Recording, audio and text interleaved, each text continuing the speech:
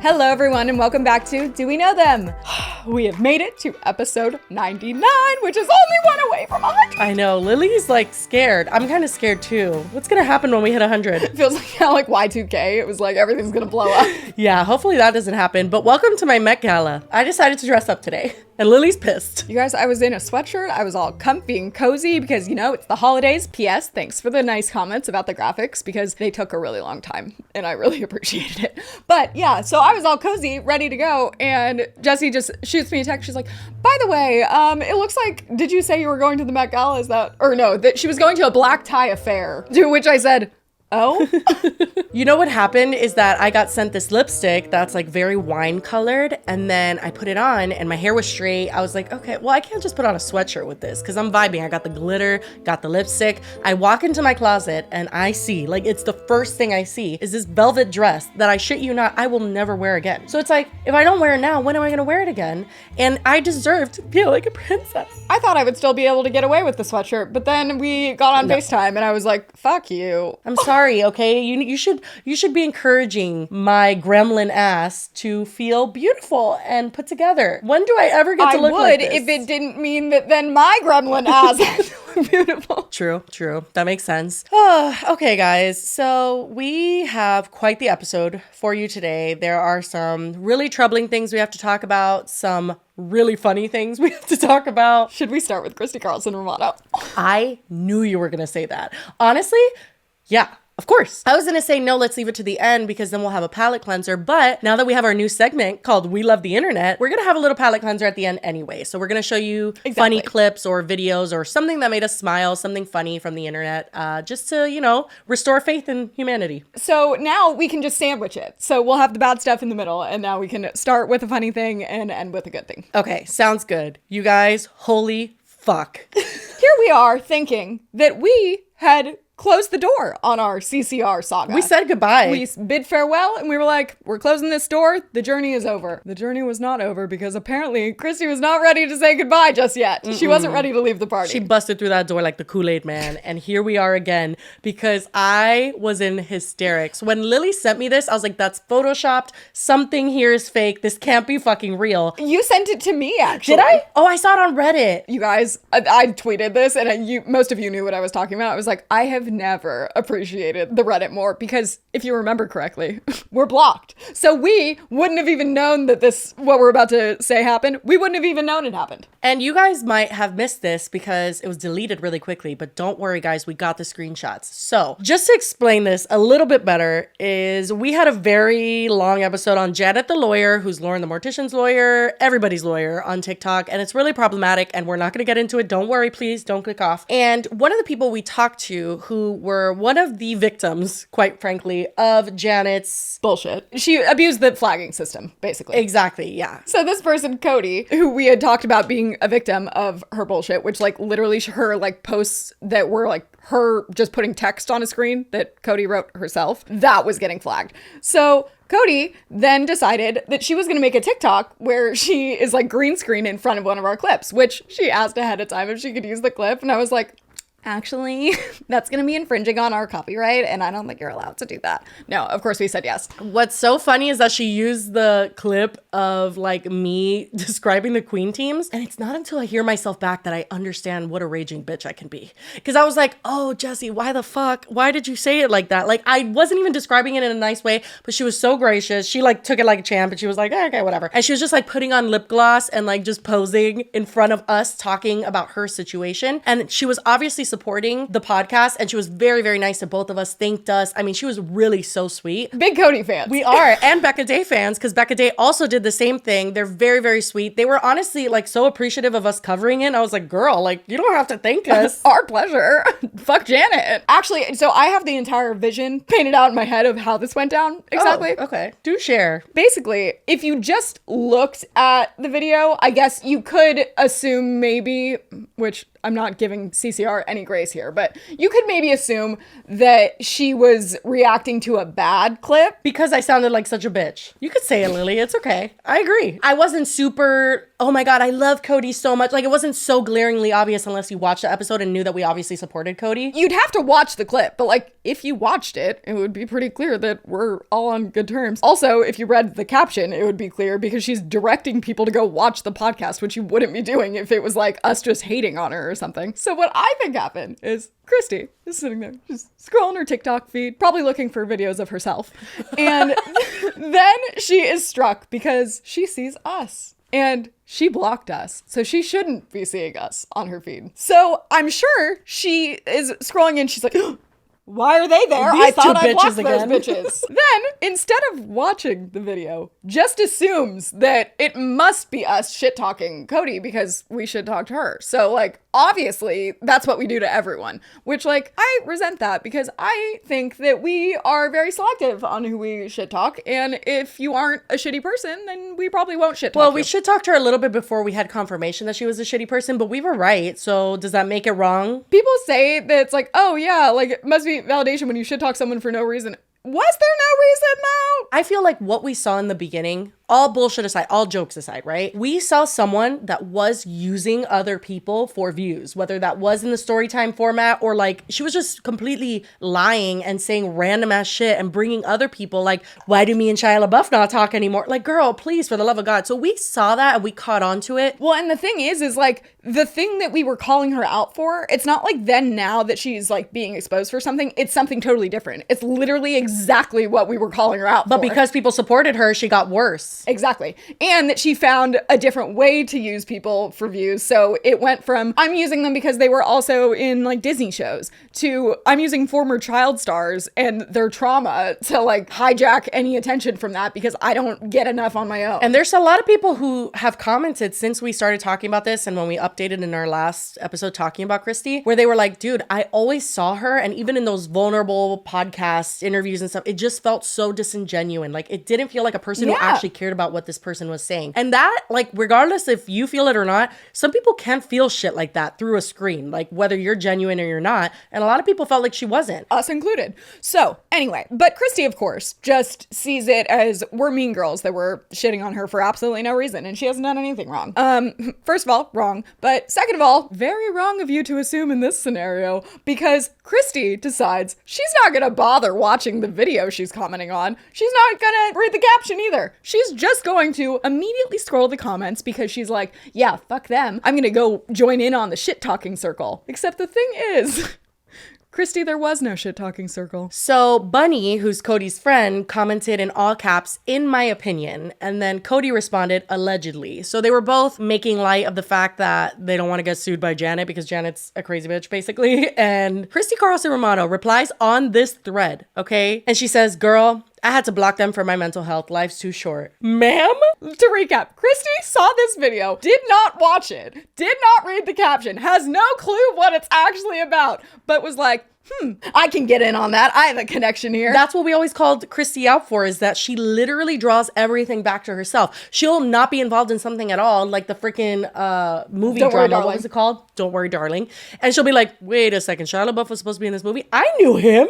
It's just like, girl, and please. Cody has like 4 million followers. So this was another situation. She's like, ooh, I can get in on this conversation. Except Christy was sorely mistaken about what conversation was being had and thought that they were shit talking us. Spoiler alert, they weren't. Cody really is very sweet to us. She understands that we were defending her, even though I didn't give the nicest description of Queen teams, but I'm pretty sure she wouldn't give a nice description of Queen teams nowadays. And Christy Carlson Romano quite quickly got, told, hey, you might want to see the clip, but she deleted this so quickly. I think it was up for maybe like 15, 20 minutes max, and then it was gone. And my thing is, she blocked us before we even put out our last episode on her. Okay, so I don't know if she's seen our last episode on her. If you want to block us because we called you Cloud Goblins, honestly, valid. But that's not why she did it. I'm sure that was a contributing factor, but she did it because she knew that we were probably going to cover the Alexa situation because everyone was tagging us in the Alexa tweets. Otherwise, we hadn't talked to anyone. We hadn't said we were covering covering it, it was literally because people were tagging us in tweets going, you guys were right. But Christy, we covered you later on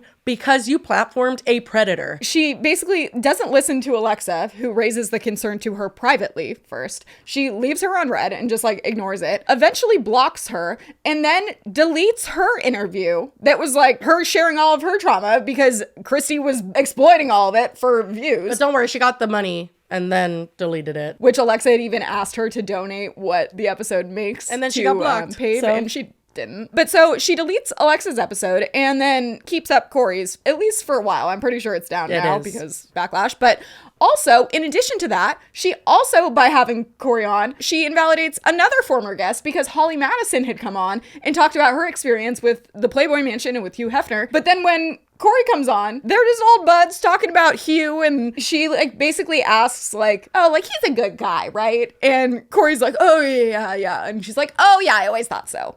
Jesus. Excuse me? Yeah, like how are you gonna sit with Holly Madison and like act like you give a shit about what she's been through, and then when someone else is talking about that very same predator or like out the window. Yeah, complete. That is so spineless and clout goblin-y. Exactly. So we stand by all of our comments. We do. Let's read some of the replies that got her to realize that she was very, very wrong in this situation because she went to like go shit talk with the girlies to talk about the girlies, but guess what? They were girlies and you didn't know it. This is too good. We were literally texting like, oh my God, this is like delicious. Like this is too good. Objectively, this is one of the funniest things that has ever happened. Like I'm not even necessarily actively laughing, but I was like, this is like, I couldn't wrap my mind around it because I'm like, not Christy coming back and inserting herself and proving us more correct. Ugh, so good. And just the fact that like we know she blocked us. So we knew that she knew who we were, but like she hates us. And that's kind of awesome. If you think about it. Wait, also though, like because she blocked us, that was yet another layer of like, I had commented on Cody's video as well. So had she not blocked us, she probably would have seen that, which would have given her an inkling that like they weren't shit talking us. But no. So the Reddit thread on the subreddit, whoever posted it, thank you very much, because again, we were blocked, so we wouldn't have been able to see it. But then the replies that got her to realize that she'd missed some context was someone going, didn't you want to be a part of the Queen team though when this was happening?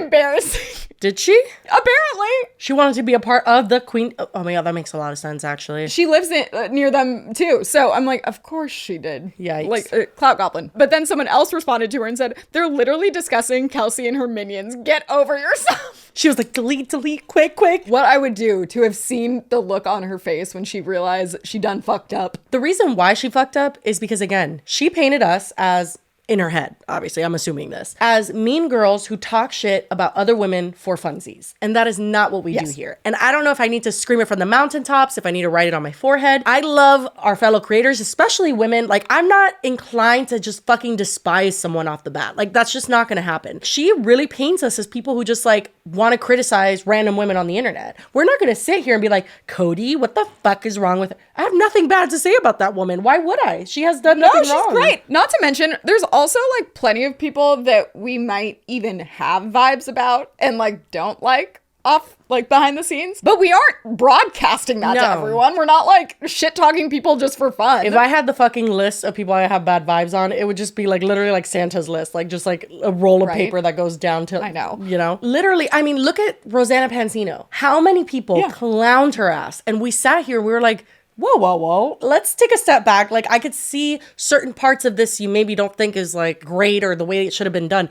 But this is not a woman that should be getting the fucking backlash she should be getting. Like, we look at a situation and we have an opinion. And maybe sometimes you disagree with it. That's totally fine. But, like, we take it situation by situation. We're not here to just hate on everyone just for, like, views. Like, that's just not how this happens. Sure. I just think, like, Christy, a word of advice. I totally get, like, having a common enemy is honestly a big bonding moment for...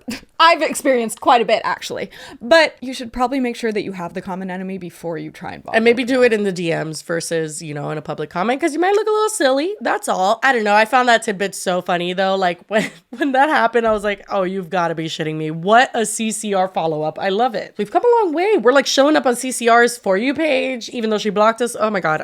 Do we know them is a household name at this point. I said to someone, I was like, I'm beginning to think Jesse and I might be, like, witches or something. That actually actually might be valid because every time we talk about something really bizarre happens with that topic after. And it's not even just because it's currently unfolding. It's like some weird... No, we have like a weird manifesting situation happening. Yeah. And I mean, that's our vibes. Only working in our favor right now, but it could go south one day. Oh God, Jesus. Okay. But anyway, we do need to move on to a not so fun topic because, oh my God, this has been unfolding in the last, I want to say, week on TikTok. And it involves essay allegations, so trigger warning. There is this TikToker named Salah, and she is a category of TikToker that is hard to describe. It's kind of like those nomad TikTokers. They're like van life, bus life, commune. I'm just like a free bird. I'll tell you why I first saw her, because this was not the first time I saw her, of course. You know me. No. I feel like anyone that has ever been on TikTok has seen her at one point. What was the first time you saw her? The thing that sticks out to me, because I've never followed her by any means, and I just know who, like, I recognize her, because she used to always pop up in my feed because she was dating her ex now, but they were like, no, we're not dating. And it was always this like, we're just best friends. What's up, baby? I'm just Pinky promised to be my best friend forever. Look,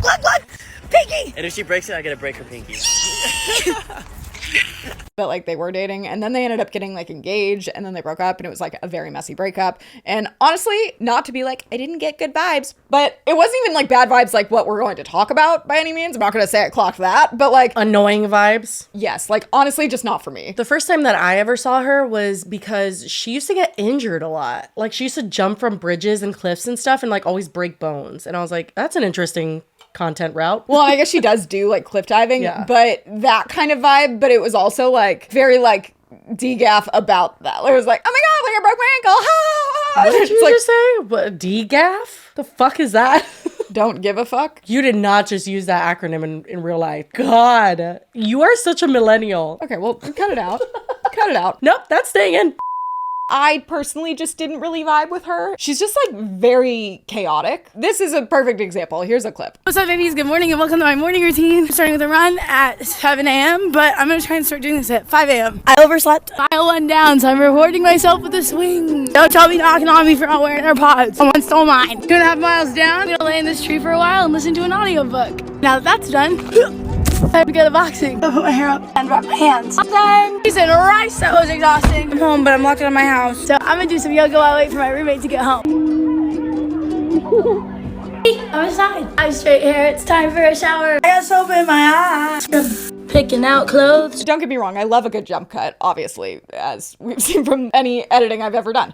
But I just feel like she's like yelling at me at all times. I avoided her content just because it wasn't for me. But there are other instances where she's had people upset, you could say. And we aren't going to go through all of them, but should we touch on the Burning Man one? Yeah, I had seen her response to that, but I never saw the actual Burning Man clip. We did talk about Burning Man though, because it was literally an environmental disaster. Everything was flooded. It was chaos. People could not get out. They closed all the roads. It was just horrible. So we did cover that part of it, and she was there. And this is, I guess, what she said. She has deleted this since, but it still exists in like people's stitches and stuff. And this is pretty much the main part of it. What's up, baby? So here's the truth about what's going on at Burning Man. Yes, it's muddy. Yes, we're soaked. It's even raining right now. But the ethos right now is if we're going to be a mess, we might as well be a hot mess. We may not be able to drive or ride our bikes anymore. So everyone's just walking from party to party. And yes, someone did die while they were out here. This is in fact an act. Jesus. Way to keep it real respectful to the person who passed away. That is like so harsh. I'm not going to be like, you should have gone home as soon as something happened. One, they couldn't have because... as we just said, that everyone was stuck there. I'm not even saying she has to like not continue to party because I'm sure most of the people there didn't. But why the hell would you include it in that like, oh my God, people are saying Burning Man's awful. It's actually not that bad though. We're powering through. By the way, someone died. Hee hee. Yeah, it was just such an unnecessary sentence. And so rightfully so, a lot of people had an issue with that. And they were like, girl, why the fuck are you like smiling and laughing about someone passing away? To which she responded. What's up, baby? So let's talk about it. Well, I take my first shower in a week. So clearly I've upset a lot of people. I talked in my last video about how somebody died at Burning Man, and I may not have said it in the most sensitive way. What you guys need to understand is that happened the night I was at the party. That camp had hosted us for 12 hours, and at the end of it all, we found out someone from the burn had passed away. We originally thought that this was someone from the camp, but that has been proved incorrect. It was a freak accident, and I don't want to speak on the details because I'd like to avoid spreading misinformation. But another thing people need to understand is that people die at Burning Man every year. Excuse me? Literally, I was like, I'm sorry. People die every year, so like no one cares. Like, Oh my God. I also saw people stitching this and saying that it was giving the same energy as the Vanessa Hudgens COVID clip where she's like, I mean, people are gonna die. And like, that is sad, but like... Oh my God. Like, yeah, people are gonna die. It's just terrible, but like, inevitable?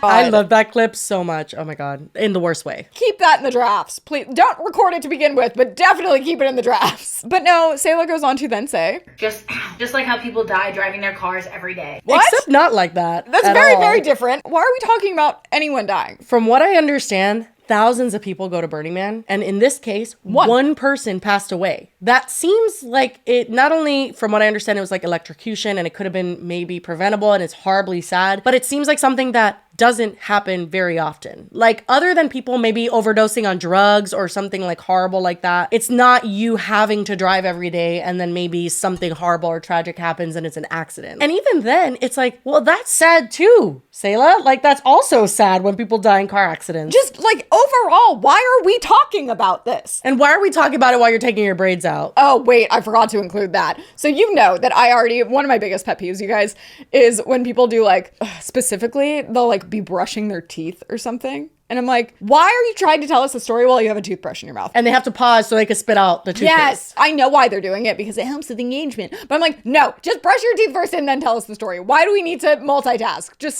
I hate it. In a normal situation, if she was just telling a casual, like, this is what happened to me today, sure, do it while you're taking your braids out. But oh my God, if you're addressing why you were insensitive about talking about someone dying, maybe we don't need to intercut little clips of you being like, ouch, you edited this and you kept those in? Yeah, this is not even a lightly edited video. It's heavily edited. She like meticulously chose every single clip and she left in those stupid bits. The purpose of this video should not be entertainment. It should be to clarify something insensitive that you said. But she's literally cutting it like it's just a normal vlog. It's not something we could have expected. It's not something we could have planned for. A lot of people are upset that people continued to party. I really don't know what else we were supposed to do. There's a lot emotionally. We all cried about it. There was huge breakdowns. But you also have to remember that we were stranded out there. It's not like I could have left. I've seen a lot of videos that are saying that I'm being toxically positive or practicing toxic positivity. I was never saying that people shouldn't process what they're going through. I just wasn't processing what I was going through. I wasn't ready to handle the emotions of hearing that someone died. My thoughts and prayers go out to their family, and I truly am so sorry if I upset anyone. I did choose to smile through that entire experience because that's what I needed to do for me in that moment. And it's a social experiment. It's a practice and radical self-reliance. While everyone's looking out for each other, you also have to look out for yourself. And how I looked out for myself was by smiling through this experience. If I had started to break down out there, I'm not sure I would have ever stopped crying. Wow. Also seen a lot of comments about how I'm out of touch with reality and that I live in my own world.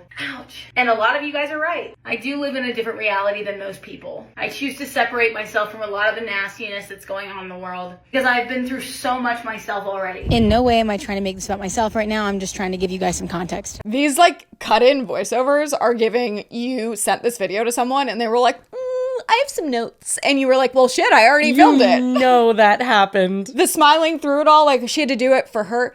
Girl, you didn't know this person. Yeah, I was like, you didn't know them. No one is expecting you to be like in deep mourning. They're expecting you to not be insensitive and mention it. Yeah, honestly, she's not grasping that we weren't, or like most people, I would assume. Maybe there were some people, but I think the majority of people were upset that she so insensitively even talked about it and just passed over it like, and yeah, someone died. Like, it was just a shitty way to address that. Nobody's saying you should have left. Again, we knew, or a lot of people knew, you could not leave. Like, that was not the problem. But there's a million things you could have done, one of which would have been don't post. Like, that's literally stop posting. Yeah. Well, no, but she couldn't do that, obviously. And then she says that, like, people say that she's in her own world, and she then cites that, like, she's had a really rough upbringing, which we won't go too deep into her, like, family history, but I guess a couple years ago, she did reveal that her parents had died at one point when she was growing up, and that she was then in foster care and has been abused and just had, like, a really rough time, which is terrible, but I'm unsure why we need to be bringing that up when you are supposed to be addressing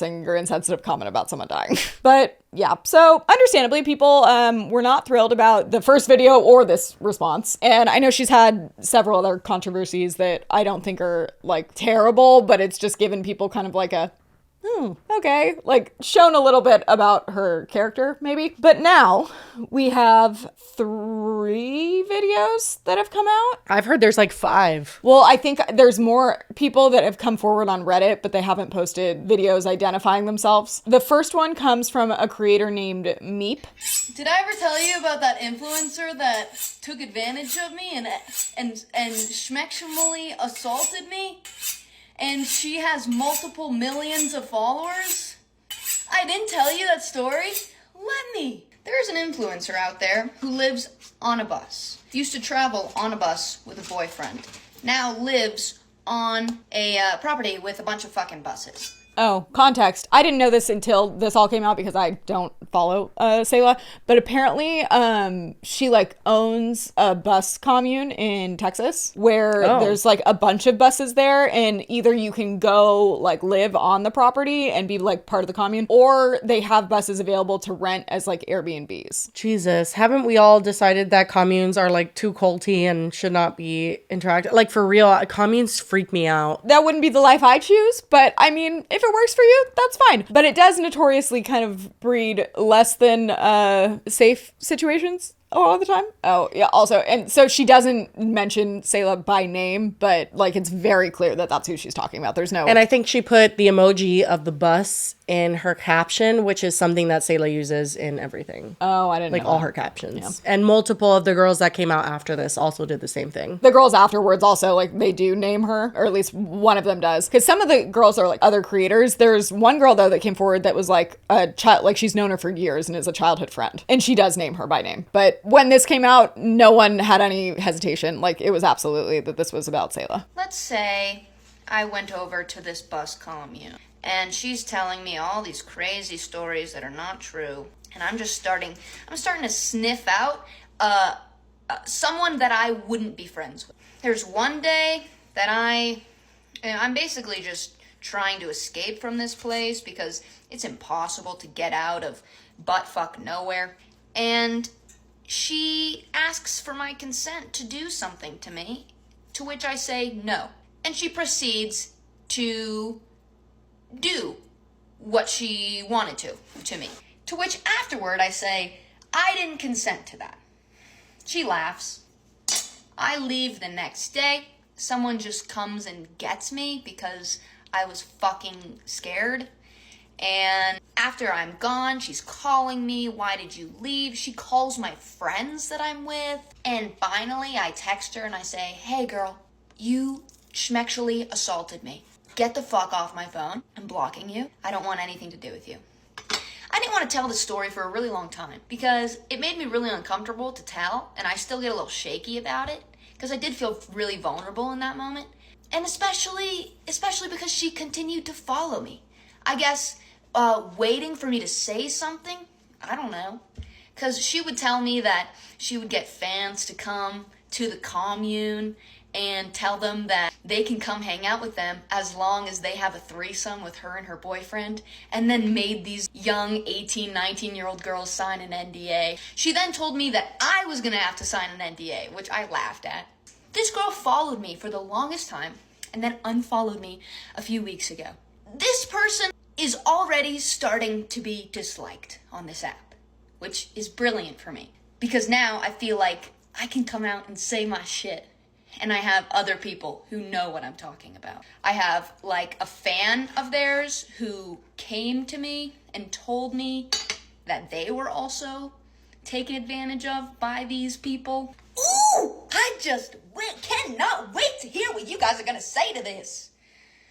So if you're out there and you're watching this video, first of all, fuck you. Second of all, you cannot take advantage of fans. I do care what you do to me, but taking advantage of people who follow you simply because you have a following and these poor fucking people just want to come and hang out with you is fucking sick, and I hope you get help, and you need help, and you know you do. So any hoozles, I can't wait to see what y'all are gonna say to this. Anyway, I got some, I'm gonna make a salmon. This whole video was actually gonna be me cooking salmon, but that's not That's not Okay, that. obviously, Not funny, absolutely but- fucking horrible. Yeah, it's not funny that she was assaulted allegedly and like all of that happened. Personally, okay, this is just coming from someone who's, you know, I've gone through the, what is it, 5 stages of grief? I feel like there's like 20. But I've gone through the stages of grief of assault myself. And like the anger is so real. Like, for real, the way she was talking, I felt her rage and I understood it so deeply that I was like, oh, she's telling the truth. Obviously, I don't know this person. She's not showing any evidence. This is all alleged. Like, all these accusations are alleged, but I'm talking as personally, like something that I could feel through to this person on the screen. I just felt like, oh, fuck. She's just like, she's in this anger, fuck you, fuck this phase of being taken advantage of. And yeah, I mean, that was the first video that I saw of any of this. And then it literally felt like a snowball of other people coming forward after this. I know I just mentioned how like I hate when people multitask, but I have to say it was very it was a nice artistic choice to be like, It was cathartic to like watch her just like, yeah, I loved it. no, it was great. And I do appreciate her sharing it. First of all, like it's brave to come out, because also I don't know how many followers does Salah have? 6.4 million followers. Shit. Yeah, that's a huge thing to tackle. So definitely like kudos for her for coming out to begin with, but then also kudos for mentioning the whole fan aspect of this, because I'm sure the fans are too scared to come out. She also mentions the ex-boyfriend that we mentioned earlier. His name is Theo. Basically, she alleges that they would invite fans out to hang out with them at their commune, and it would be in exchange for like they have to have a threesome, and then that they would make them sign NDAs, which we obviously don't approve of either. But someone decided that they were going to go to Theo's page and ask him, and this was his response. Someone commented and said, "Heard you and Salah had young girls sign NDAs when you brought them back to your bus. Want to address that?" And then he says, "This is me addressing it. It's not true. I've never done that, and I don't know anything about an NDA that was only ever maybe a joke." Is that not strange wording to you as well? Yeah, that seems like if that is you addressing it, you maybe want to be a little bit more concise and thorough. Because this is you addressing something super serious, and to just be like, well, maybe it was a joke. Well, was it a joke? Now I'm going to read into that. Like, you need to be more efficient with your words. I literally took from this, I was like, what do you mean maybe a joke? How is an NDA maybe a joke? Like, did you have joke NDAs? No, like what the fuck is this? Or even if you were joking, being like, oh, you guys are going to have to sign an NDA. Creepy. Immediately, honestly, no. it is. I don't Yeah. like that. Which I did think it is interesting to note. Becca Day had posted on her story, because she's covering all this, and she said that apparently the law makes it illegal to enforce an NDA that would prevent a sexual harassment or assault victim from speaking out about their allegations, which, thank God. Yeah, for sure. And also, I think that people tend to like blanket NDAs and think that they're like all consuming or like they cover everything. They don't. NDAs cover specific occurrences. So like if you go to an event and you sign an NDA for that event, then that's what the NDA is for. Again, if you get assaulted or something, God forbid, you could talk about it. People think like if you sign an NDA in relation to a person, you can never talk about that person again. No, it's for a specific event. It's not like, oh, you can never speak about me again. Okay. If they did really make people sign NDAs, I'm sure that it was pertaining to the trip that they were on or something where it happened. We haven't seen like evidence of any NDAs, so that is also still alleged, but the concept is gross. Yeah, and also the reason why Theo's being roped into it, quote unquote, even though they are separated now and she still has that commune and has people coming in and out of it, is they were allegedly in a polyamorous relationship. They were in an open relationship. They would both engage in sexual relations with other people outside of their relationship. So it's very plausible that at the time that these people are alleging that everything happened, that they were both either present, involved in some way. Again, all alleged, but like It does line up with the timeline. yeah, it does. Before we continue on, we do want to say a quick thank you to the sponsor of today's podcast, and that is ZocDoc. If you're unfamiliar, that means that you don't watch our podcast very often, because ZocDoc is a recurring sponsor that we love. But fine, I'll tell you anyway. It's a free app where you can find amazing doctors and book appointments online. And we're talking about booking appointments with thousands of top-rated patient-reviewed doctors and specialists. You can filter specifically for ones that take your insurance, are located near you, and treat almost any condition you're searching for. And the typical wait time to book a doctor on ZocDoc is between 24 and 72 hours, which is insane because most of the time you're going to call a doctor, they're going to be out at least 3 months. And if they are available close to you, maybe they don't even take your insurance. So this just completely simplifies the entire booking process. You're already sick or not feeling well or concerned about something, you want to make everything else as easy as possible, and that's where ZocDoc comes in. And literally, it's like the schedule is just laid out there on the screen, and it's like, here, we have these appointments at this time, these appointments at this time, and guess what? You don't have to use the phone. So if you guys want to try ZocDoc for yourself, you can go to ZocDoc.com/DWKT and download the ZocDoc app for free, and then you could find and book a top-rated doctor today. That's ZocDoc.com/DWKT. ZocDoc.com/DWKT. And thank you once again to ZocDoc for being an amazing sponsor of this podcast. You the best. This next one, I believe that this is the order they came out, is her like childhood friend whose name is Jade. So I'm like really, really shaking right now, but it's been 3 years since I've been comfortable enough to talk about this, mainly because someone else has come forward about it. And up until now, I felt like, you know, she had such a big following and there was no reason for me to talk about it, and she could destroy me on this app and whatever. But now I feel like I'm super comfortable enough to talk about it. So this other creator did not specify her name, but I am going to. So I have known Salah since middle school. We went to middle school together. We went to high school together. And, you know, she came to visit me while I lived in Colorado. I came to visit her when she was in College Station going to A&M.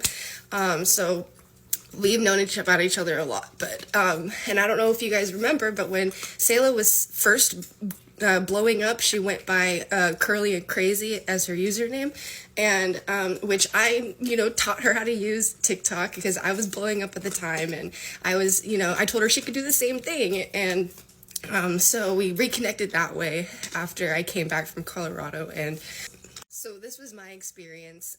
Not only did she and also assaulted me. If you missed that, she says not only did she drug me, but she essayed her as well. All in one night. So never told anybody about this except for my close friends. But so I went to go visit her in College Station one time, and I had just came out to my parents, and I got kicked out for it. And so I went to go visit her.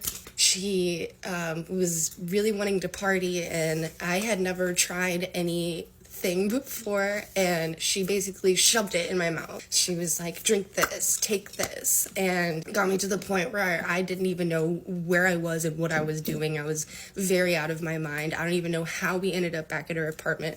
All I remember is that I was laying down in the bed and she was doing what she wanted to do. I was so like up and crazy, and like I really didn't know what was going on. I really can't describe the experience, but I do remember it. And the next morning I tuck-tailed and I ran. I was like, I gotta go. She was like, oh, well, you're not gonna do anything for me? And I was like, sorry, I'm not feeling good. I'm gonna go home. I'm gonna go take care of my cats that I left at my parents' house. So I left, and I felt really weird about it. I didn't really know what happened.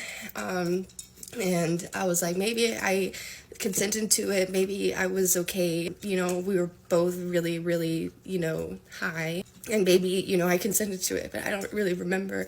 I just remember the feeling and me being weirded out by it, and extremely weirded out by it by the morning. And so I left. There really should have ended our communication there, and a part of me did, but a part of me wanted to still be friends with her for some reason. So anyways, fast forward like a couple weeks, she moved out of her apartment and she was coming down to Houston. I didn't really know her ulterior motives, which I found out later on. But she came back and she stayed at my apartment for a couple days. This is where she outed me to my friends. So we were in the car. She needed to get something from her guardian's house, which, by the way, it's a lie, okay? She was in the foster system, okay? But she jumped around to different family members because different family members didn't want to deal with her because she has always been crazy. She's always been like that. So that little sob story about how she just was in the system, it's true, but not completely true. She definitely had family and she definitely had support because I've known her since middle school, high school, that sort of thing. So, and she has a sister that anyways, I don't want to talk too much about her drama. So she came back to Houston, and I told her that she could stay at my house for a couple days.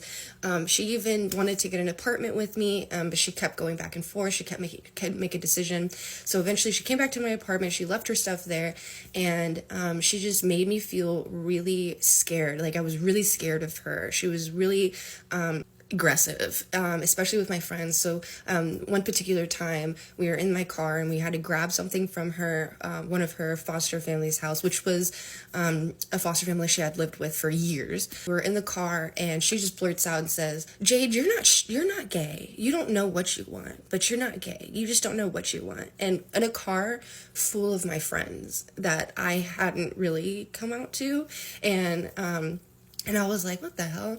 And then we came over to my house to say hi to my parents.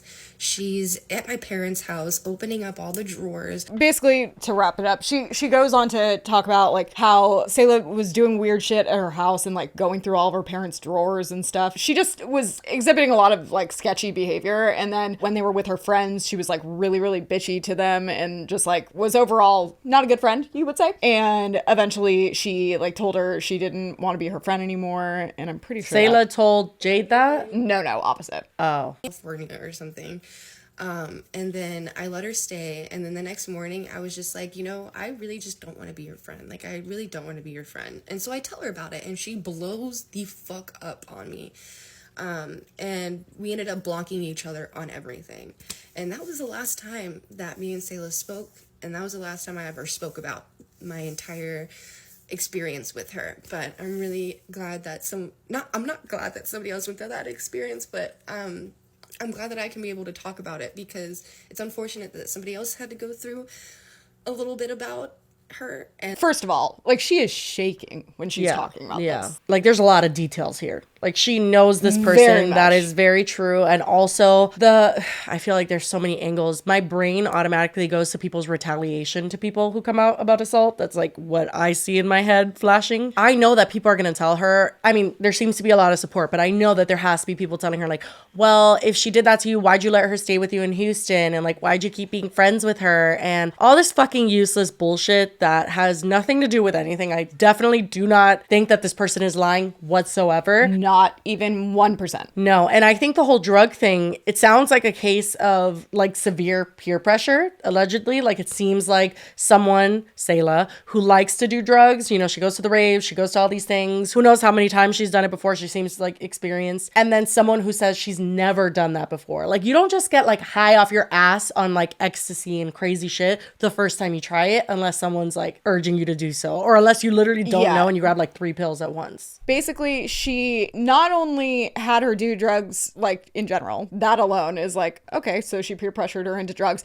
but she references that she made her candy flip 3 times, which the fuck is that? Candy flipping refers to when you do like Molly or ecstasy and then also take acid. I personally have never done that. I've done both separately, but also have never had someone force me to do it. Instead, I had people that like had done it and were very much like walk you through like how to experience it, not that force it in your mouth, don't really prepare you for what it's gonna do, and then take advantage of you sexually as well. And in the next video, she does explain that like they never had like any kind of sexual or like romantic relationship. There was no like flirting beforehand or like thinking that one was interested. Like, no, it was just out of nowhere. And she was basically like in her own world, never having done this before. And also she notes that she's never done any of it since. Like, to be in that kind of a vulnerable state and then have your friend do that, and then also making it complicated for her to process because it's her friend that she has known since middle school. So she's like, doesn't want to just be like, well, fuck you, bye. Like, she's like trying to like process it in her head. And like, so anyone being like, oh, why would you let her stay at your place? Because that would be so confusing. Overall, I just fuck this whole story. Like, this one is really just disgusting. There also was a third person that came forward. Her name's Meg, and here's her clip now. Did I ever tell you about that influencer that took advantage of me? Okay, so firstly, I just want to say thank you to Meep for coming forward and telling that story, because me too, I also had a similar experience with that same influencer, and honestly, I've just been waiting for someone to come forward and said they had a situation too. So I'm just want to thank you for using your platform to bring this problem to light, because there's not a doubt in my mind that she would have continued to take advantage of her fans and other people just in general. I wasn't even one of her fans. I was just someone who was talking to her. At least so I thought. And just, you know, using that as... Sorry, this is like uncomfortable to record, and I'm not going to go into the details of my experience, but I just wanted to show my support for me and all the other girls that come forward and kind of advocate in a little bit of a way. I'm just really glad that this is getting brought to light, because this definitely would have continued on if no one ever addressed it. So seriously, thank you for using your platform to do that, because definitely saved a lot of girls from the same fate. And just want to say that it's fucked up that sometimes people gain influence through the internet, sometimes use it to take advantage of other people, and I just like don't understand why you'd want that to be the human experience that you have. I just think it's disgusting and fucked up. So I hope justice is served, because I don't know, as a society we just need to shut that down. I also just want to reiterate how important safe and consensual sex is. That's the only sex that anyone should be having, and if you don't get someone's consent, you should leave them the fuck alone. That's just my little, I don't know, tidbit for today. So, in response to that, Salah actually has come out and made a video, but it is less than great, you could say. People have been sharing vague stories about me that insinuate terrible things, and I feel the need to address that and set the record straight. I'm a sexually active person, and I've never hid that from any of my partners. In my last relationship, we were open and polyamorous, which means we were both willing to let other people be a part of our sexual activities. However, it was always consensual, and it was always safe. And there was never NDAs. There was never a need for NDAs. That kind of lifestyle, it can be exciting and it can be adventurous, but we're all human and we all catch feelings, and that's where things get complicated, because communication breaks down and feelings get hurt. And in no way is that kind of lifestyle a hall pass for inappropriate behavior. You always want partners who are willing to engage in safe and consensual sex. But that's why these stories being thrown around so carelessly are so hurtful. One is from a longtime friend and consensual sexual partner who never voiced any concerns to me until she decided to share it and multiple other lies about my childhood to her TikTok platform. I am so sorry to hear she's hurting right now, but it cannot be because our interactions weren't consensual. In fact, she initiated sex with me the morning that she left my house, and we made good friends and in contact for over a year. Another is a girl who I had a long-term consensual sexual and romantic relationship with, and she asked me to leave my partner for her, which is something I did not want to do. However, despite how it ended, we remained good friends and in contact into July of this year. And then there's a woman I never had a sexual relationship with of any kind, and that's the video you've all seen of her cutting up the salmon with the knives. We never even kissed. She's trying to turn a playful joke that my friends and I do with each other into something that's sinister. However, I can see in retrospect how it's not that funny. However, it was in no way intended as sexual. I am not sure why these girls are making these videos, though I can say that only they know, but it has been good for their follower count, it has been good for their views, and it has been good for their revenue. Guys, I will accept responsibility for situations that got emotionally messy, but as a survivor of sexual assault, I know what it's like to be the target of a predator, and I would never put anyone else through that kind of shame or trauma. To suggest that I'm capable of hurting someone in that way is not only wrong, but it is a lie. And I will not let people sit back and lie about me. I appreciate the support from my friends, and thank you guys for taking the time to watch this.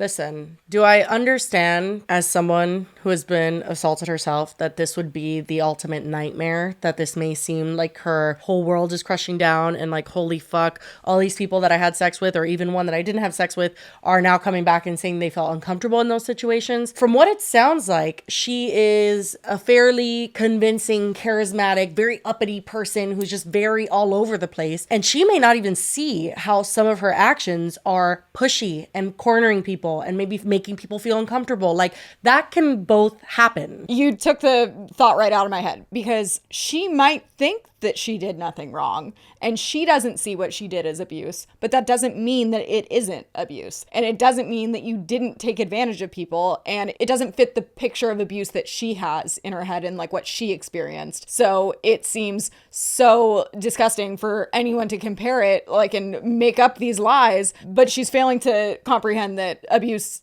looks a lot of different ways. Well, and I also found it super weird that when she's talking about that joke, okay, so she's saying the girl cutting the salmon, Meeps, she was completely like joke? Out of nowhere, just taking a joke out of context, and then does not provide any information about what that joke is, but then says she could see how in retrospect that joke could have been sinister or like not the right joke to make. It is so beyond important for you to sit down and be very, very, very detailed on how you want to approach this, because if you leave anything up to the imagination, you're fucking yourself. Like, this is not the right way to go about it. I don't even know what to come up with from imagine. Like, what did you do? From what she says, and again, this is why it's problematic to remain vague because it leaves things up to the imagination. But from what I gather, it definitely feels like it was a sexual joke that made her feel very uncomfortable. Now, what's weird is she says, we never even kissed. Is that what she said? Yeah, but then also Meep had said that she was sexually assaulted, but that she had asked her ahead of time and she said, no, I don't consent to that, and that she did it anyway. It sounds like a sexual or inappropriate joke that when she did not reciprocate that joke or play into it, whatever that joke, quote unquote, was done to her anyway.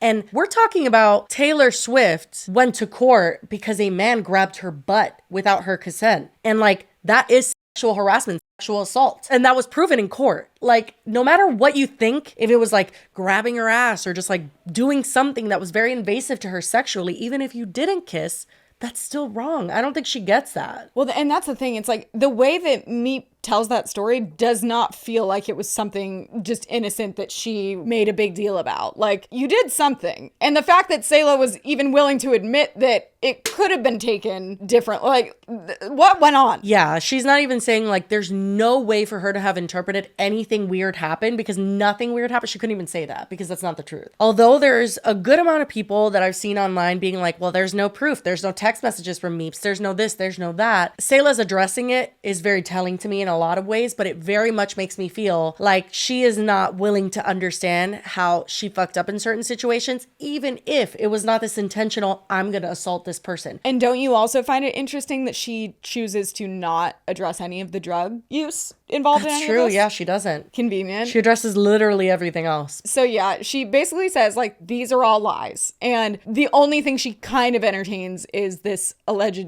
joke. After she posts that, Jade is very angry because understandably she's like, how the fuck are you gonna say that I was just lying? And she posts this. So what we're not gonna do, Salah, is call me a fucking liar. And sorry I don't have lights, the perfect lighting, and the perfect calm voice as you. I certainly wouldn't be calm if someone was accusing me of this, but since you want to talk about what you think happened, I'm gonna go into detail even more, okay? Let's do it.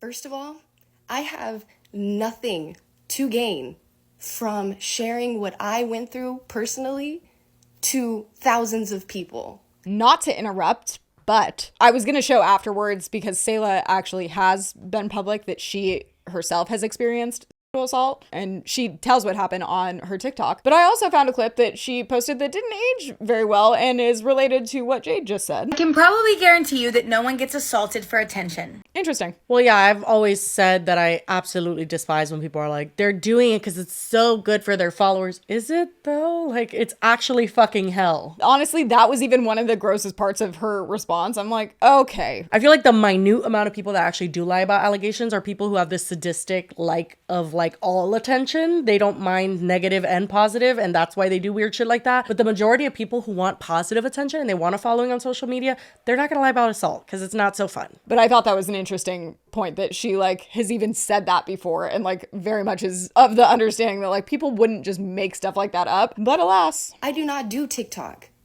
You ruined that for me.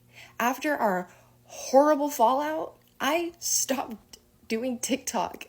I just lost the interest. I knew that if that's what, being an influencer was gonna be, I didn't want it. Okay, it was not for me. And since you want to say that I'm lying about, your background and your childhood. Anyways, you remember this, Salah? Do you remember what you told my cousin that was super inappropriate when she was, I don't know, 10 years old? Or when you talked to my mom about, everything that had happened in your family? Mind you, I knew your sister before I knew you. Did you forget that? Oh, but I'm lying. And not to give you the benefit of the doubt, but yeah, we were very good friends. We went to prom together. You, me, Maddie, you remember that? But we were very, very close. Hence why I was so scared and confused and just overall, what the fuck? And now to talk about what you did to me the night I came to visit you in College Station. Because that was when I, for the first time, thought, hey, I don't want to be friends with her. Because before that, we were very good friends. After that, our relationship ended. I really don't know why I shake so badly when I start talking about this, but it's got to be talked about, because if I thought about it if it's been my Roman Empire for the past 3 years, you could think about it for a second, okay? You can do that for sure. But I'm more mad than scared now because you're calling me a fucking liar. But anyways, let me get into it. So I had no experience with substances. I mean, yeah, I dabble in the little yeah, sure. But I had never done what you were doing, and you knew that. And I trusted you because why wouldn't I trust a friend? I mean, if you don't remember, I was pretty bonkers that night. I went on this whole journey on my longboard and I got lost, and then you came. Basically, she describes that she was tripping too hard, and then she gave her more drugs to sober her up. I feel like a lot of people do that, and it's absolutely fucking horrifying. But if they're going crazy on ecstasy, they'll be like, here, take a Xanax, that'll calm you down. You're it's too anxious, and it's just so horrible to mix all of that shit. But that seems like maybe what happened. I don't know. She's not being specific, but. And now that I'm older and I look back on it, because I felt guilty for so long for remotely consenting to that, is, first of all, you were supposed to be a friend. If you knew that I had never done this before, why would you force it upon me? And then while I'm in my vulnerable state, tell me to candy flip. Three different candy flips. She said 3 different candy flips, bro. So she was on ecstasy, and then to sober her up, she gave her acid. Acid? That's what candy flipping is. It's LSD and Molly or ecstasy. Jesus Christ. So she was just out of her mind. So she couldn't consent, but then felt guilty because she did, she guesses, but because she didn't know what was going on. She mentions, like I said earlier, that they did not have any kind of romantic relationship leading up to that it wasn't an inevitable thing that happened. I don't really know, since I don't watch Salah, I don't know the whole context of this friendship, but this is someone that she was close with that you can definitely see in a lot of her videos. Her name is Rin, and she came out and posted a video where it's just text on screen with sad music playing, but it says, wasn't sure if it was my place to speak on this subject, but with all the other girls coming forward, I need to make it known that I believe every word of their stories and I stand with them and I support them. Feel free to reach out to me if you'd like to talk privately. Wow, that's really telling. Her caption says, I didn't want to bring this online because it's not my story to tell, but I've been bombarded with messages and comments from people asking what side I'm on, and I just want to say I believe women. Wow. And a lot of people comment you were the first one to come to mind since you guys are so close. I guess they're really good friends. And another one says, oh my God, thank you. Wow, I know this must be hard grieving a friendship with someone you thought you knew. Oh, hi there. Naturally, there's a million updates, so bear with me. First up, we have a TikTok user by the name of Lil TikTok, and apparently it's this girl that met Salah about 2 months ago, and Salah gave her extra phone that she had just had lying around, and then the girl explains that something happened with the syncing, so basically she ended up with all of Salah's old text messages, and I'm not really sure how that happens, but she shows them, including one with Meep where she shows her real name, which Meep does not share on the internet, so that was cute. She also reveals what the joke supposedly was with Meep, so I'll play that video now. Okay, so I'm a recent friend of Salah's. I met her skydiving, didn't know she did TikTok or anything like that, so I have no idea who she was before meeting her. After we first hung out, I told her I didn't have a phone and I was just on my iPad all the time, and because she wanted to keep in contact with me, she told me that she actually had another phone that she had brought with her to Hawaii, and it was basically used as a hard drive or something for her, and so she let me actually have this other phone. What's crazy is I had no idea by me putting my phone number into the phone, our lives would sync and I'd get all of her texts, she'd get all my texts. We became one, essentially. Because of this, I have all the texts that she sent, meaning that I have a little bit of proof about the allegations that are out there right now. Just because this story is literally crazy that a stranger gave me her phone. Here's a photo of me with the phone. You can see the date right there. Here's the back of the phone proving that this is the phone. So here's the phone. Here's the photo app right here. Photos of her. Literally can scroll anywhere throughout this phone. More photos of her. It's obviously her phone. Now let's get into these texts. After watching the salmon cutting video made by Meepasaurus, or is her real name, I immediately assumed grape.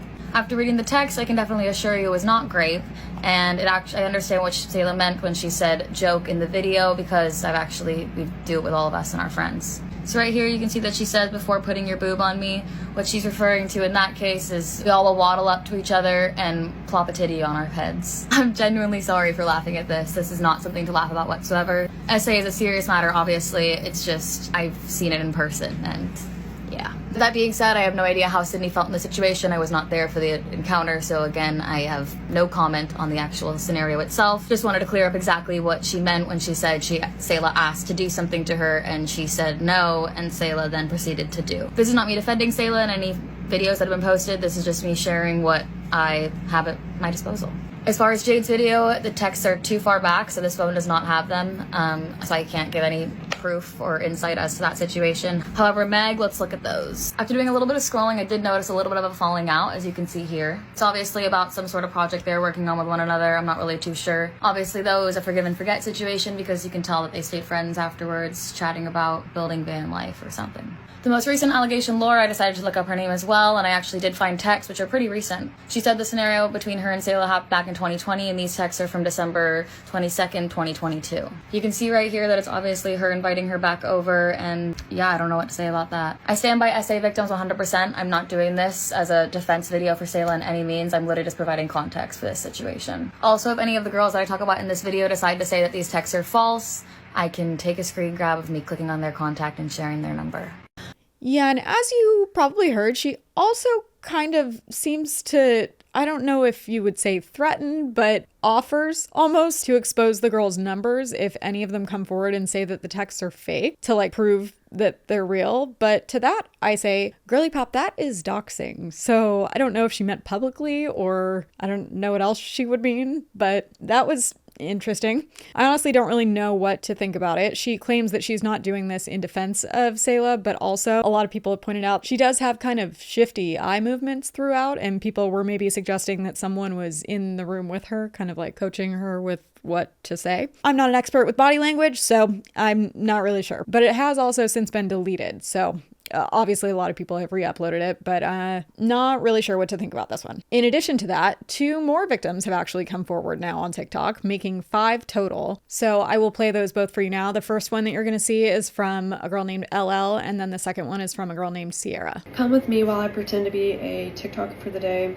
with a fake get ready with me video so I can talk about something important. I want to preface this video by saying a few things first. Like, if you see me laugh or smile during any of this, it's not because I think what I'm talking about pertaining to me or anyone else is funny. It's just because that is how I genuinely respond to things that make me uncomfortable. I know it's terrible. Also, huge shout out to Meepers, whose real name I do not know, and I should have asked, and now I feel terrible for that, but I really hope it is Meepers. It could be, for all I know.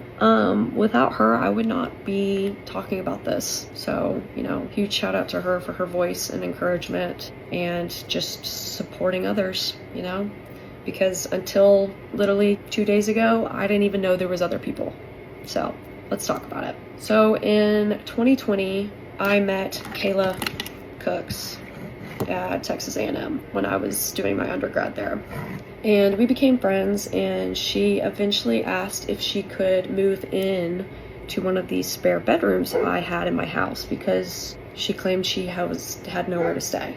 Well, me being the very giving and easy to take advantage of person, I said yes, of course. Literally bought her the bed in that room, the furniture, like set her up. She stayed there for months and didn't pay a single dollar of rent or just for anything like that in general. And we also had some other problems with stealing and just, yeah. But one night we decided we wanted to go to an A&M game. So we were regrettably, unfortunately, whatever, drinking before the game, during the game. We were very intoxicated. I was very intoxicated. And a little bit before the game ended, we decided, well, I did. I wanted to go back to the house so I could shower before we ended up going out for the night. So we went back to the house. I was in the shower, got out of the shower, and I opened up the bathroom door and a towel because my clothes are in my room, obviously. And she's just sitting on the edge of the bed looking at me. Well, she gets up, comes over to me and grabs my wrist, and leads me over to my bed and like turns me around to where like my back is towards my bed, and then proceeds to grab my towel and throw it on the ground and then push me back on my bed. I'm like, what are you doing? Like, no. And like try to bend down to grab my towel, and she just pushes me back again and then gets on top of me and straddles me, and basically implied that by the end of it I will enjoy. And keep in mind, there was someone else there in the room. You can probably piece that together watching other videos and whatnot. And yeah, basically, I'm not gonna say it. You can put the pieces together. I can't. I don't want to say it, nor do I want to talk about it. This is talking about it enough for me. After that, I put on my clothes and we got in a car and went to Northgate, the bars. And no one could understand why I was crying in the front seat and like upset and not wanting to talk to anyone and just like disgusted with myself. Yeah, so let's just say shortly after that she moved out. And it's just crazy because I'm the type of person who, well, let me preface by saying this. I wasn't staying silent for all this time because I was scared. I'm just the type of person that's like, oh, worse has happened. You know, this isn't that big of a deal. Or I suppress it and just completely forget about it, or completely ignore it, or completely change my narrative on the matter and convince myself that it was okay what happened. And it wasn't until I watched Meatbird's video literally 2 days ago that I was like I was shocked. I was so surprised, but I wasn't surprised at all. I just was like, I immediately reached out to her. Literally, I'm not on TikTok. I have 2 videos. I'm only on Instagram. And I DM'd her on Instagram. I was like, oh, we need to talk. And I had never, except one other person, talked about this to anyone. Just because, like, for so many different reasons. And for reasons you probably can pick up on. And, you know, it's not that I was scared. I was just disgusted, mortified. And honestly, I just pretended like it didn't happen, you know. It needs to be talked about. Because knowing that there was other women, other people who went through something like this or something similar is just like, you know, everyone can believe what they want about this subject, about this matter. I've read some of the comments on Meatbird's videos, you know, you have no proof, all this stuff, but it's like, guys. That's all I have to say. I don't know I'm not here, but I'm also a victim of soulless as well. This happened to me about a year or 2 ago, I'll say. I met her at a gas station. I guess she was doing well for herself. I think this, you know, she was real popular on TikTok. And when I met her at a gas station, like she was getting snacks and gas, and I was just there to basically get a real like cigar, whatever you call it. It's kind of hard for me to talk about it because like when it did happen or whatever, and I told her I didn't feel comfortable about it. She basically told me like, well, you get what I'm saying? If you say something, no one's going to believe you. You know, I got thousands of followers that's going to have my back. They're going to say that you're not particularly the type of woman I'll go for. And so I was like, so is that why you did it, even though I told you no? She was like, she didn't say that, but like, did that goofy laugh. She always do. I really didn't understand it because I already have a problem with my sexuality if I like girls or not. You know, she knew that because like I said, me and her talked or whatever. I let her know that, you know, I was trying to come up as well on social media platforms, be an influencer and stuff like that. And she told me like she could help me and stuff like that. So I don't know if she felt like it was okay to do that because I guess because she said she was going to help. She was going to help me. She kissed me, but the kiss wasn't like a regular kiss. It was like she tried to like French kiss me, and I like kind of pushed her back, and then she kind of like pushed me. We almost got into an altercation, but like I said, I was in her stuff, in her property, so I already knew if I was like for us to fight or anything like that, I'm a black woman, so they were automatically gonna look at me as an aggressor because a black woman is always mad. You get what I'm saying? And she was already kind of painting a picture that even if I did come up and say something, even her followers or other people on TikTok won't believe me was because I have a darker skin complexion than her and that she just has a million followers. I am glad that someone did come out and say something because I feel like she done this to a lot of girls. And I also feel like Meek gave a platform for us to talk and say something and to speak up. I feel like if I would have never run across her video, this would still, you just would be in the back of my head, something that I think about every day. So I really want to thank you for coming out and sharing your experiences so other girls like me can also come out and, you know, say something, stand up to her. And actually, since posting that, Sierra has deleted it and posted something else that reads, I never knew the internet or people on the internet can be so ignorant. I rather keep to myself like I was before. Thanks to all who did support. But including Sierra, that does make 5 different victims that have come forward with allegations against Salah. Quick update with Theo, the ex-boyfriend, as well. We already read that comment earlier where he responded and denied basically having any involvement and also denied the existence of NDAs, saying that they were only maybe a joke, which was interesting. But so after that, Theo turned his comments off. Salah's have also been turned off for quite a while, and we haven't seen any new posts from her. But Theo has continued to post, one of which was a post that had the caption, as women come forward to share their experiences, men must listen. It's not for me to comment on. My voice isn't one people need to hear. However, I'm certain in my honor, character, and integrity. A couple things I'll set straight. There were never NDAs, and I would never force my inclinations onto anyone. I hope everyone who crosses my path feels safe and valued. He also posted a selfie on his story on TikTok, and it had text on the screen that read, hope everyone has a beautiful day. There's so much to be grateful for in this life. But that was not the only text on screen, because then if you looked in the bottom right corner, it had much smaller text, and it says, don't believe everything you see on the internet. An interesting comment to make after you just told men to listen to women's stories. It's a bit conflicting and kind of seems like you're telling people to listen but not believe what you're listening to. So that was an interesting choice. If we circle back to who brought the NDAs up to begin with, and actually who brought Theo into these allegations to begin with, it was Meep, who you might remember was the one cutting the salmon. She had mentioned that the way she got out of the commune was from a friend picking her up, and now that friend has actually made a video and spoken out and is totally backing Meep's story. And well, now we have heard from said friend, and not only is she speaking out, but she is defending Meep's story and agreeing that all of it happened. Hi friends, I'm here as 1, someone younger in the RV bus van community, and 2, the friend that picked me up from the bus commune. When I first started living in my RV, I wanted pretty badly to go and live there. Like my RV, I mean, they both dig TikTok. They're both kind of around my age. I thought that it would be cool until I get a phone call while I was in the Virgin Islands airport from me saying, hey, I am very uncomfortable. I do not feel safe. Can you pick me up? Let me tell y'all, absolutely nothing would have stopped me from getting home and picking up that girl. Nothing. We hadn't even met in person before. It's actually kind of a little bit of our love story, actually.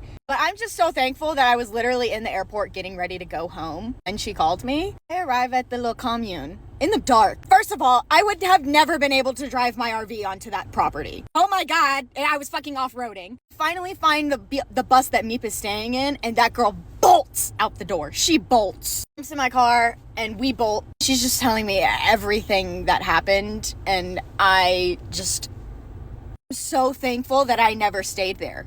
My jaw was on the floor. It's not my story to tell, though. You can go and watch Meep's video. As someone in the RV community, it's super disappointing.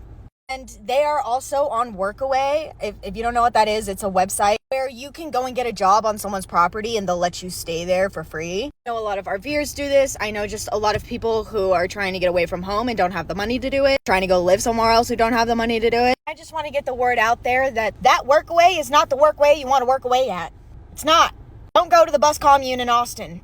This is ultimately so gross, obviously, but it just seems like Salah needs to do some inventory on her life and the things and the interactions that she's had. Again, not every assault needs to be this malicious, you sit down, you do this. Like, that's not how it happens for a lot of people, and it doesn't invalidate their story. It doesn't make it consensual. There are so many different elements to it, and again, to me, it's super telling that these multiple women, I think it's 3 on TikTok, 2 on Reddit. Don't take my word for it, but I think that's the case. And that's so far. There could be more coming out. Because the fact that these girls all came out so quickly was like they were waiting for the chance to say something where they knew they would be believed. And I don't know that people, until you've been through it, actually grasp what that feels like. But yeah, for a lot of people, you do not feel empowered enough to come out about someone until you see someone else do it, especially when that person you're coming out about is a celebrity or an online famous person or whatever. That is why when you see accusations come out and then quickly others follow, that's usually what's happening. It's that person has been operating that way in the shadows for a very long time, and all of a sudden everyone feels comfortable enough to talk about it because nobody wants to talk about shit that they're going to get reamed for, especially when it's something so vulnerable already. It's like, Jesus. When you're talking about a celebrity or influencer or something, you know that when you speak out about it, it is going to be a big deal. It's not that you think no one's going to see it. It's that you know everyone is going to, and that most people are going to be like, is that true? But then when you see someone come out and people are validating them, they're like, oh my God, finally, I can say something. Like, that makes total sense to me. Oh yeah, for sure. But that's all we know right now. Salah just did that response today, and I'm sure something's gonna follow this, so we'll update you if it does. But all in all, I'm wishing those women well. I'm wishing Salah to do some serious work on herself and to distance herself from that whole commune bullshit. I do not think that is the way to go at all. I think that's so problematic. Again, I think it breeds a questionable environment. It's fine to be open sexually, but you need to make sure everyone is open and sexually. Also, you can't forget the fact that you are an internet famous person. You have over 6 million followers, and the majority of people that are coming to that commune are coming because they know who you are online. That's already a problem. There's 2 levels to this. It's like she compromised the trust that she had with her friends, but then also the fact that she did this with fans potentially is very alarming. And also, I've seen a few people say this, and I want to just reiterate it. If any creator wants you to sign an NDA, especially in a situation like this where it's to like cover up, like it's not like for a shoot for an event or something, do not sign it. Absolutely not. If there is an NDA involved, something not good is going to happen. And that's not to blame the fans, because I'm sure it's tempting to do whatever to hang out with someone that you look up to, but you never know when it's going to turn out to be something potentially like this. Geez. Well, luckily we are going to end on a bit of a positive note, because we do have our little tidbit called We Love the Internet at the end of episodes now to palate cleanse the absolute, gosh, the shit. This was a lot. I feel like heavy. Mine is a little bit long, so I'll just save it for next episode, and I'll let Lily share her We Love the Internet segment so I can just chuckle. Oh, okay. Mine's so short. Okay, period. This I just came across last night, and I don't even have a whole lot of backstory to it. I just saw it and was like, oh, that's really sweet. Where's the girl that collects the dandelion Crayolas? I found 2 at my family's restaurant. I'll delete it once I find her, but tag her below. I got 2. She goes, where's that girl that collects the dandelion crayons? I've got 2. Apparently there's a color of crayon that this girl collects that has a TikTok following and has been vocal about, and this girl knew about it, so she was like, oh, I found 2 of the crayons at my family's restaurant. Tag the girl so I can give them to her. Okay, so for context, this is the dandelion crayon girl. Well, I mean, pathetic or not, guess what? I'm gonna do it again. So for context, I have a dandelion crayon collection. It was my all-time favorite crayon growing up, and Crayola retired it in 2017, so now I collect them obsessively. Anytime I'm out thrifting and I see a container of old crayons, I have to get it to see if there are any dandelions inside. So basically, there's the context, and this girl saw 2 dandelion crayons in her family's restaurant, and she was like, oh, I should send them to the girl. And I thought that was really nice. And she did send them, right? Allegedly. Oh, period. We're going to choose to believe yes, because we love the internet. Well, mine, I'm going to show mine because I didn't know Lily's was that short. So mine isn't that long. What it is a recreation of, do you watch Kitchen Nightmares, or have you ever watched it? No, but I already see the thumbnail. Is that the Nothing Burger? Oh, no, that's the like competition show that he has, Hell's Kitchen. But he has a show called Kitchen Nightmares where he goes and basically like rescues struggling businesses, and he is so fucking dramatic about like literally everything. It's so funny actually too, because Gordon Ramsay himself has so many bad reviews on his actual restaurants, I guess because he opened so many of them, but people have like a lot of bad things to say about his restaurants, that like the food tastes like shit, it's overpriced, whatever. But these 2 people recreated a Kitchen Nightmares. Like, this isn't an actual episode, they just like recreated it, and I thought it was so spot on. And I was chuckling at like 1 a.m. I think it was last night actually. Well, who's this? First of all, poo-wee. Yeah, I was a bit apprehensive about coming on the show because I feel like he always makes things seem worse than they actually are, but at the minute, we're just not getting the customers in. Wish me luck.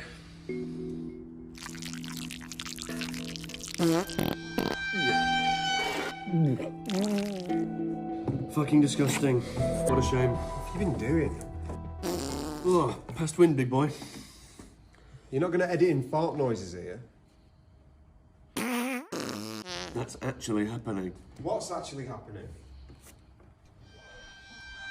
What's that? How long's that been there? Chicken doesn't fart when it's old. You're delusional! What's that supposed to be? Would you serve that to a customer? Now I can't. I've just been sick. Oh, God. Pooh-wee, what's that?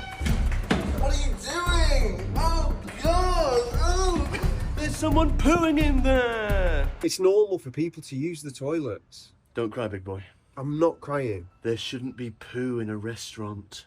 Literally, when I tell you that could have just been an episode of Kitchen Nightmares, like he throws up, he grabs everything, he goes, "What is this?" And he'll like throw shit against the wall. He gets so pissed, he's fighting with everyone, and is it really that serious? Sometimes is there mold? Maybe, sometimes, but it isn't always that bad, and he does make it really dramatic, and I thought that was hilarious. Anyway, that made me laugh at 2 a.m., so there you go. And speaking of that, and another reason I love the internet, did you see that he has a video with Susie, who does the Susie stitches? And they're talking about pesto. No, I didn't. It's like a second. I'll toss to it right now. Recently, everybody thinks I'm crazy because I don't like store-bought pesto. What do you think about that? I think it's a good thing, the fact that you don't like store-bought. More importantly, you can make a great bloody pesto, so no more store-bought. This is the new pesto queen! Yes, thank you. So you're crazy because you don't like store-bought pesto. That's right. Yeah, we're both crazy together. We are both crazy. Also, Yeah, listen, I accept craziness it. makes a great chef. Never forget that. I love when the internet brings people together. He's very chronically online for a celebrity chef. It seems so. How does he have the time to do all of the things he does? I think he mainly just pays other people to do the other stuff. Like, I think that's why his restaurants get so many bad reviews, because he has other people running them. Hasn't even Keith Lee done a bad one? Yeah, he has. Well, anyway, that is what we will leave you guys with today. I hope you enjoyed. I guess it's always weird to say that after a pretty shitty episode or like a sad episode. Hope you enjoyed the CCR comment. Yeah, just mostly hope you enjoyed that segment. But anyway, that's it for today's episode. If you guys made it to the end, we do appreciate you as always. Hope you have a great weekend, and we will see you on Monday. Bye. For episode 100!